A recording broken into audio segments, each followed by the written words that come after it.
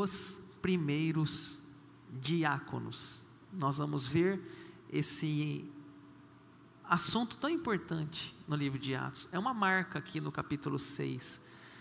Como eu disse, na minha Bíblia, que Almeida fala a instituição dos diáconos, tá? Vamos entender essa passagem. Começamos no verso 1. Ora, naqueles dias, multiplicando-se o número dos discípulos, houve murmuração dos helenistas contra os hebreus, porque as viúvas deles estavam sendo esquecidas na distribuição diária. Vamos entender então o que está acontecendo aqui. O versículo começa falando que naqueles dias multiplicando-se o número dos discípulos. A igreja crescia, 3.000 pessoas, 5.000, 6.000, 9.000, e ia crescendo. Só que quando vem o crescimento, vem os problemas. O que aconteceu ali? 2 grupos estavam se estranhando. Ali fala helenistas e hebreus. Quem que são helenistas e hebreus? Os hebreus eram aquelas pessoas que já moravam em Jerusalém, que se sentiam como de casa. E os helenistas, aqueles que tinham saído de Jerusalém e voltaram, mas eles agora falavam grego, cresceram em outras regiões. E aquilo ali estava dando um desconforto, como se houvesse um privilégio pelos judeus contra os helenistas. Então assim, havia ali meio que uma briga, uma disputa, dizendo tipo, quem chegou primeiro? Os que moram em Rondonópolis, ou os gaúchos que vieram depois, ou os paranaenses, ou não sei quem, ou os nordestinos, e fica aquela briguinha besta ali, dizendo quem que manda, quem tem prioridade. Estava aquela briguinha ali, entre os helenistas e os hebreus que já estavam na terra. Esses helenistas até poderiam ser judeus mesmo, mas judeus com fala grega, esqueceram da língua mãe, que era na época o aramaico. Houve essa murmuração, e qual o motivo? As viúvas estavam sendo esquecidas na distribuição diária. Deixa eu explicar para vocês essa parte. O que é uma viúva, né? Uma mulher que perdeu seu marido. Na época da Bíblia, as viúvas, as mulheres na realidade não trabalhavam. Então quando a mulher ficava a viúva, ela não tinha mais uma renda, um sustento. E na época não tinha INSS, Bolsa Família, auxílio, enfim, não tinha. As mulheres ficavam desassistidas quando o marido morria, elas não poderiam trabalhar. Era uma cultura muito patriarcal, muito machista, né? Você vê na Bíblia, elas não podiam nem conversar na rua com outras pessoas. Isso está lá no caso da mulher samaritana, que ela está conversando com Jesus. Os discípulos falam: você está conversando com uma mulher, Senhor? Então, havia uma cultura da época, nós estamos falando de 2.000 anos atrás. Então, as mulheres viúvas, elas estavam sendo esquecidas. Sabe quem que fazia o trabalho social na época? As igrejas, porque elas ficavam abandonadas. Então, os apóstolos ali, eles tinham que cuidar daquelas mulheres, porque senão elas iam morrer de fome. Elas não tinham um benefício, não tinham uma previdência, elas iam morrer de fome. Então, o tema desse capítulo inicial é isso, é a questão de cestas básicas, a questão de receber um alimento, e helenistas e judeus. O verso 2: então os 12 convocaram a comunidade dos discípulos e disseram: não é razoável que nós abandonemos a palavra de Deus para servir as mesas. Eu acho interessante, os 12 aqui é os 12 apóstolos, e é bonito que os 12 apóstolos, eles não vão lá e decidem, eles convocam uma reunião. Eu acho bonito a democracia na igreja, né? A assembleia. eles fazem uma reunião, eles convocam uma comunidade, é uma liderança participativa, transparente. Você não vê na igreja uma pessoa mandando sozinha. Você não vê na igreja um apóstolo mandando todo mundo obedecendo. Não, era uma coisa participativa. Os 12 tinham uma conversa, a democracia saudável de decisão, onde a sabedoria vem através, não de uma pessoa, mas através de ideias. E eles reuniram então essa assembleia. Por quê? Porque eles queriam ajuda. Não é razoável que nós abandonemos a pregação e vamos começar a servir a cesta básica. Não é razoável que a gente pare de pregar e tem que ir lá na casa da irmã, aqui na outra irmã, na outra viúva, ficar levando cesta. E como que a gente vai fazer o ensino? Que tempo que nós vamos ter para ensinar a palavra de Deus? Então eles têm uma ideia, que é escolher diáconos. Meus irmãos, escolhei dentre vós 7 homens de boa reputação, cheios do Espírito e de sabedoria, aos quais encarregaremos desse serviço. A decisão que foi tomada foi a ideia de delegar tarefas, foi a ideia de dividir funções. Você numa empresa, você não pode sozinho fazer tudo, senão você vai explodir, você vai ter um burnout, você vai ter um infarto, você vai morrer de trabalhar, não vai dar conta. Tem muitas pessoas hoje que estão cansadas nos seus trabalhos e até mesmo pedem demissão porque estão sobrecarregadas, estão com um serviço além do que elas são capazes de suportar. Isso chama-se o quê? Delegar tarefas, dividir tarefas. E aí eles entenderam isso, que eles precisavam passar funções a outras pessoas. 7 homens, eles têm 3 características, os homens que devem ser escolhidos. Eles têm que ter boa reputação, cheios do Espírito e cheios de sabedoria. Vamos escolher 7 homens, cheios de sabedoria, cheios do Espírito Santo, de boa reputação, para que eles possam ser um braço dos 12 apóstolos. Tem os 12 apóstolos, Pedro, Tiago, João, os 12, mais 7, para ajudar no serviço da área social da igreja, levar o alimento às viúvas. E é interessante que ele fala, aqui fala o verso 4, e quanto a nós, nos consagraremos à oração e ao ministério da palavra, né? Ainda bem que eles tomaram essa decisão, porque senão eles não dariam conta, sozinho, de fazer tudo. Eu quero dar um exemplo aqui para você entender o que eu estou tentando explicar. O nosso Congresso Vida Nova. O Congresso Vida Nova, ele é um evento que nós fizemos agora, mês passado, vamos fazer outro só daqui a um ano. E um Congresso Vida Nova, ele é muito desafiador. São 200 pessoas almoçando, jantando. Não é fácil você atender 200 pessoas naquele lugar. Então exige muito planejamento, mas existe um trabalho em equipe. Uma equipe vai para as crianças, outra equipe vai para o estacionamento, outra equipe vai para a área de limpeza, lavagem dos pratos, outra equipe vai na cozinha, outra equipe vai no louvor, o pastor João na pregação, e assim você vai dividindo tarefas ao ponto que não pesa, fica leve. Imagine lá o pastor João Semonetti pregando a palavra. Ô pastor João, acabou o gás. Espera aí, irmãos, passa aqui, compra o Pix aqui, põe uma... Não existe.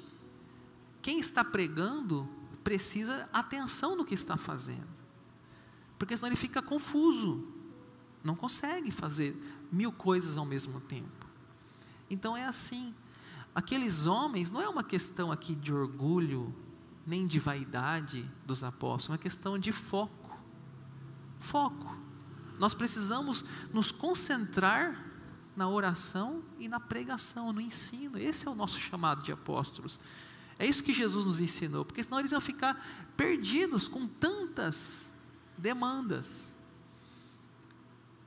Nós precisamos fazer isso, delegar, dividir, compartilhar tarefas.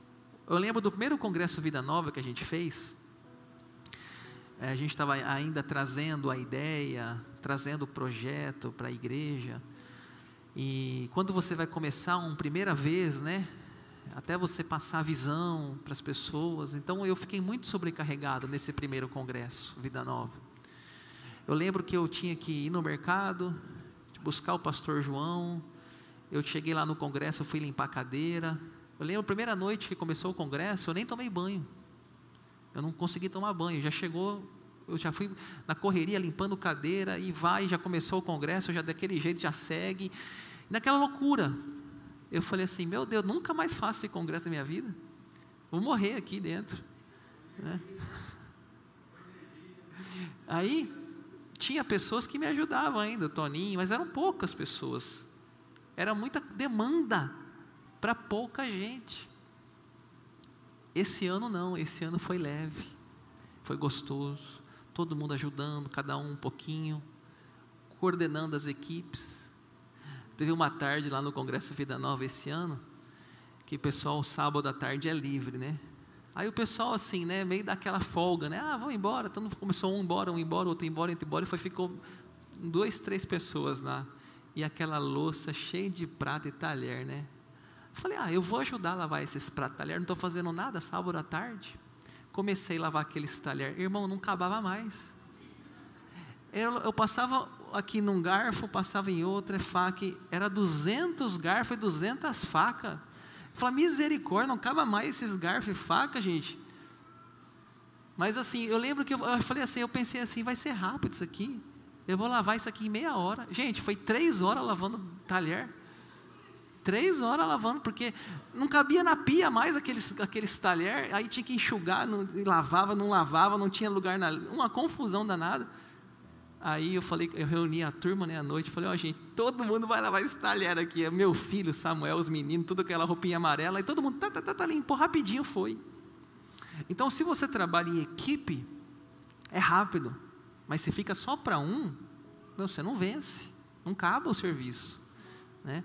Então é assim a vida é feita de equipes, de parcerias, de unidade, não é sozinho ninguém chega a lugar nenhum, seja na sua empresa, seja no seu negócio, sua família, pense nisso, sozinho você não consegue, você precisa de uma equipe com você, especialmente quando está em crescimento o seu negócio, o seu comércio. Então a Bíblia fala sobre isso, né? Vamos nos consagrar ao ministério da palavra e da oração. Eles fizeram uma boa escolha. Versículo 5: o parecer agradou a toda a comunidade, elegeram Estevão, homem cheio de fé e do Espírito Santo, Filipe, Prócoro, Nicanor, Timão, Pármenas, Nicolau, prosélito de Antioquia. Apresentaram estes homens aos apóstolos, que orando lhes impuseram as mãos. Então aqui temos o nome dos 7 primeiros diáconos da igreja cristã. Imagine que bênção você ter o seu nome nessa lista, não é? Todas as pessoas que lerem a Bíblia vão encontrar esses 7 homens, os 7 primeiros diáconos. Que privilégio que eles tiveram, assim como os 12 apóstolos, os 7 primeiros diáconos, estão ali o nome deles, e nós podemos conhecer um pouquinho mais de cada um. Estevão é o que mais vai falar sobre a vida dele. Se você pegar ali o capítulo 6, 7 e 8, vai falar, até o 7, 6 e 7, vai falar inclusive sobre a morte de Estevão. E é interessante que ele é o primeiro mártir do cristianismo, o primeiro homem que morreu por Cristo foi Estevão. Essa é uma pergunta de acampamento, sabe? No acampamento tem aquela brincadeira, torta na cara, né? Fica 2 pessoas assim, um do lado do outro, aquela torta na cara na mão lá. Quem foi o primeiro mártir? Aí você vai lembrar da pregação, né? Estevão, bate na mesa lá, Estevão, aí você vai dar uma tortada na cara do colega, né? Olha aí que a pregação é cultura, né, para acampamento, né? Estevão foi o primeiro mártir do cristianismo. Vai falar o nome de Filipe, também aparece o Filipe no capítulo 8, ele evangelizando o eunuco, tá? Essa ideia, gente, que diácono não prega, que diácono não evangeliza, isso aí não existe, tá? O diácono na Bíblia, eles são muito ativos também na pregação, eles pregam, eles evangelizam.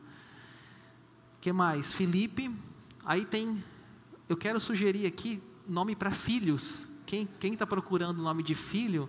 Olha aí, ó, Prócoro, Nicanor, Timão. Imagine, ô meu filho Pármanas, vem aqui.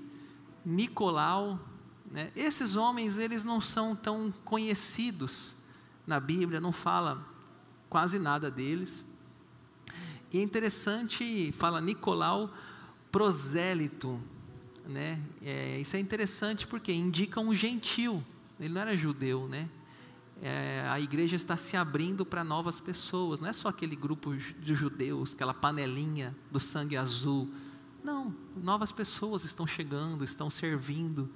Ele era um prosélito, ele era um gentil, há pessoas novas chegando na igreja, e chegamos até nós aqui, né, no Brasil, brasileiros, nós somos também prosélitos, nós somos brasileiros, nós somos gentios, não somos judeus, mas Jesus nos acolheu, todos são bem-vindos no corpo de Cristo.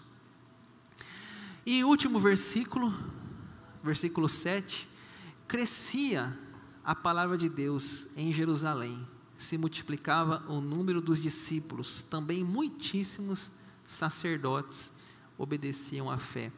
Com a sabedoria dos apóstolos, com a reunião, com a decisão dos 7 homens, serenou os ânimos, parou as murmurações das viúvas. Agora aqueles 7 homens estavam ali ajudando as viúvas, estavam levando as cestas básicas, e a igreja crescia, a igreja se multiplicava. E é interessante o final do verso: muitíssimos sacerdotes obedeciam à fé. Eu quero destacar essa parte. Muitíssimos sacerdotes obedeciam à fé. Segundo teólogos que eu pesquisei, haviam muitos sacerdotes, porque a religião de Israel era composta pela tribo de Levi, e tinha os sacerdotes, chega a dizer que tinha 18 mil sacerdotes em Jerusalém, era uma tribo, e eles começavam agora a se converter a Cristo, ou seja, eles começavam a dizer: sim, Jesus é o Messias, sim, Jesus é o Salvador, Jesus é aquele que as promessas do Antigo Testamento estão se cumprindo. Muitos sacerdotes obedeciam à fé.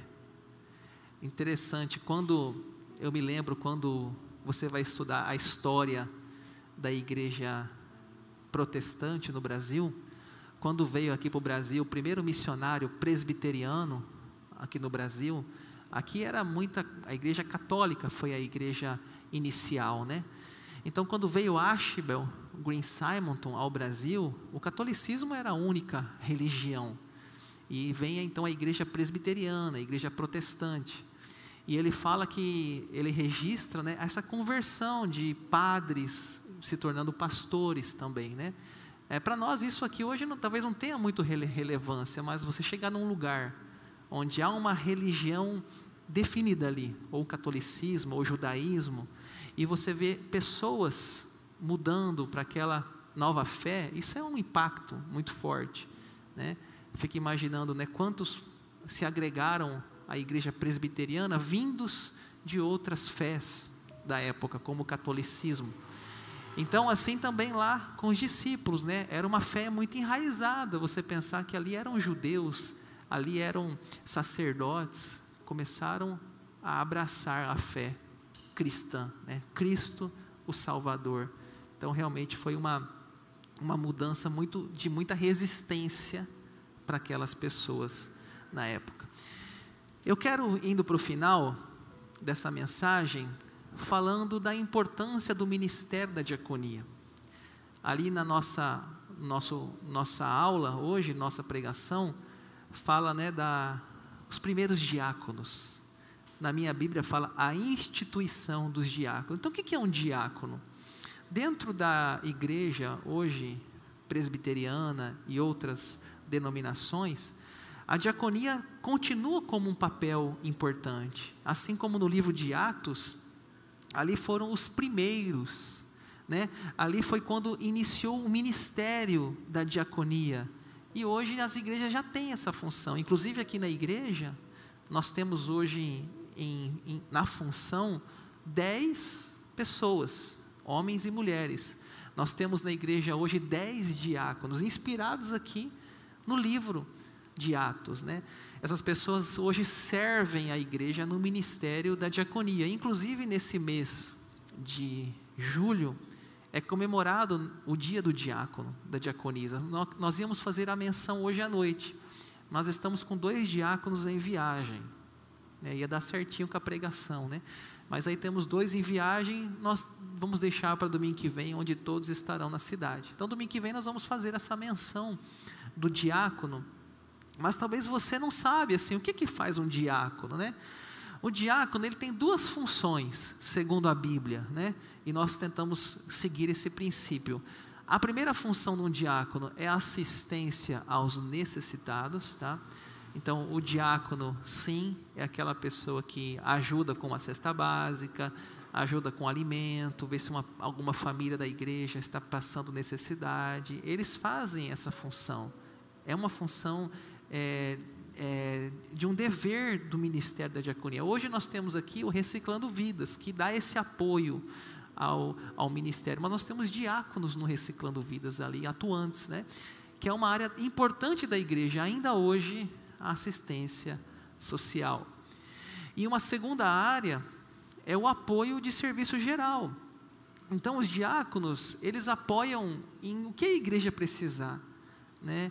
Então eles chegam mais cedo, abrem o templo, chegou ali no templo, está chovendo, está tendo uma goteira ali, pega um pano, seca, para nenhuma criança escorregar, é o que tiver, é a necessidade que aparecer. Eles estão para servir a igreja, garantindo que o templo, as pessoas estejam bem acolhidas, bem sentadas nos seus bancos. Se tiver alguma situação lá fora, o seu veículo, eles podem chamar você. Então eles estão a serviço. A diaconia é servir a igreja, é isso que é a diaconia. E é interessante que Paulo, depois que Paulo, né, nós estamos lá em Atos ainda, mas depois Paulo escrevendo a Timóteo, Paulo fala para Timóteo eleger diáconos. Então você vê que depois entrou na estrutura eclesiástica essa função. Deixa eu ler para vocês na tela as instruções de Paulo a Timóteo. Do mesmo modo, quanto a diáconos, é necessário que sejam respeitáveis, de uma só palavra, não inclinados a muito vinho, não gananciosos, conservando o ministério da fé com a consciência limpa. Também estes devem ser primeiramente experimentados, e caso se mostrem irrepreensíveis, que exerçam o diaconato. Então dá a entender que isso entrou como um ministério específico e atuante nas igrejas posteriores ao livro de Atos, né? E a igreja presbiteriana, ela tem essa função, ela tem esse ministério da diaconia. Algumas coisas ali que fala o texto, né? Só para a gente destacar: respeitáveis, o verso 8, né? Então a pessoa tem que ter um bom respeito para ser um diácono. Ela tem que ser de uma só palavra, a ideia de que, né, a pessoa não pode ter falsidade, duplicidade, né? Ela tem que ser não amigos de muito vinho, a ideia da embriaguez, né? Pessoa que tem problema com bebida, não fica bom exercer liderança. Não ganancioso, questão financeira, conservando o ministério da fé, ou seja, ela tem que conhecer as principais doutrinas cristãs, consciência limpa, né? Manter a sua fé em harmonia com a sua prática, e que não seja neófito, ou seja, já tem que ter experiência, né? A pessoa chegou na igreja tem um mês, diácono. Não, não é assim. Deixa ela primeiro aprender. Eu falo que quando a gente chega na igreja, nós somos filhinhos. Depois nós vamos ser jovens. E depois nós vamos ser pais. É maturidade. Isso exige tempo. Não sejam neófitos. E que não houver nada contra eles, não houver nenhuma denúncia. Então essas pessoas que se encaixam nas orientações de Paulo, devem também ser observadas ainda hoje, na escolha de um diácono. Eu encerro com essa frase: o serviço como vocação. Às vezes você fala assim, eu não sou diácono, pastor, não vou fazer nada. Não, irmãos, todos nós somos chamados para ser diáconos. Talvez você não vai ter a função de um diácono, mas todos nós exercemos essa função na igreja. E o nosso maior exemplo é Jesus. Jesus uma vez pegou a toalha, pegou a bacia, começou a lavar os pés dos seus discípulos. Jesus falou assim: quem quiser ser o primeiro, seja o que sirva. Não é vergonhoso você servir. Não é vergonhoso você chegar no Congresso Vida Nova e você ajudar lavando um prato. Não é vergonhoso você ajudar no estacionamento, você ajudar na estrutura infantil, louvor. Não é vergonhoso. Servir é uma vocação de todos os cristãos. Todos somos chamados a servir e a servir. Amém?